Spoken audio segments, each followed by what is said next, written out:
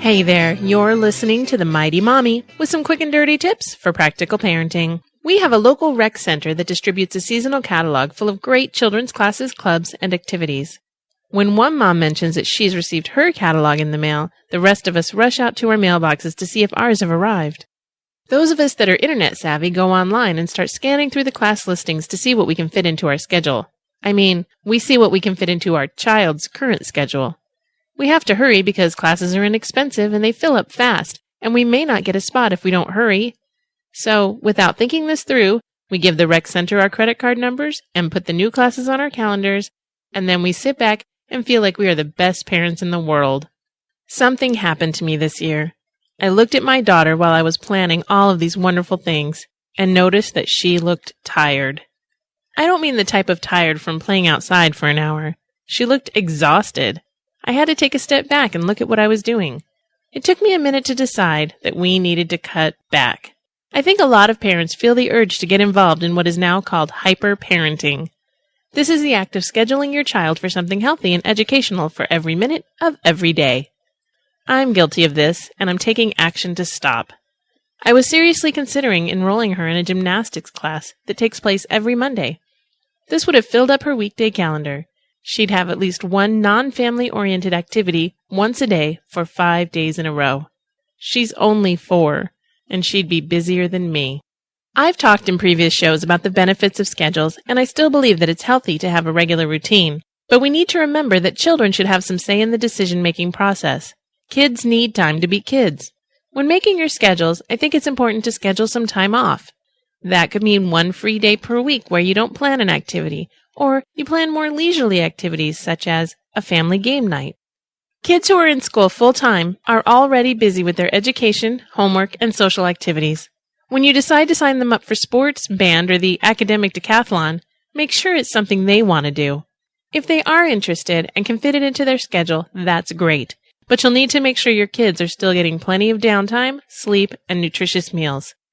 If you start to notice a decline in your kids' energy levels, appetites, grades, or interest in activities, be sure to address the issue immediately. Adults are already overscheduling themselves. Do we have to do it to our kids too? Another thing to keep in mind when planning all of these great things for our kids is how much time they are now spending away from their families. As a parent of toddlers, I'm around other parents with preschool-age children. We all talk about how we look forward to our kids being in school so we can go back to work or have some time to ourselves.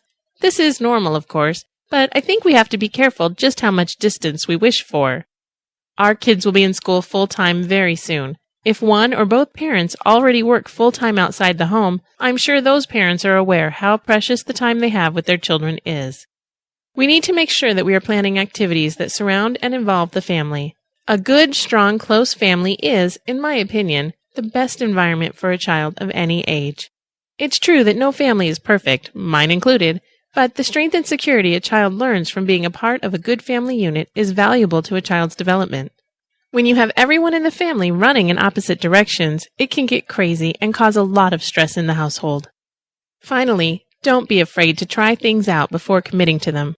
Earlier, I mentioned a gymnastics class I was considering for my daughter. I called the school, and they let her come in for a trial class. It was a great class, but we didn't sign up. My daughter wasn't that interested, and she would have had to give up something else that she loved. She made the choice.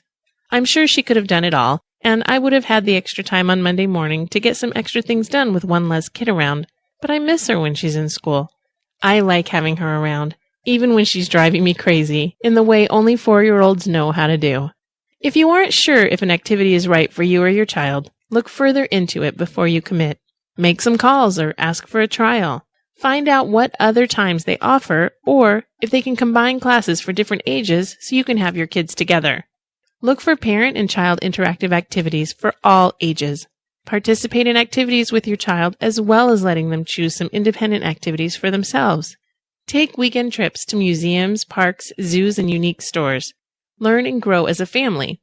If you have to plan ahead, schedule pajama days, where you plan to do nothing but hang out inside watching movies or playing board games. Make sure you have time for your spouse, too. If one of you is always running off to one kid's ball game while the other stays home with a toddler, you may be missing out on each other.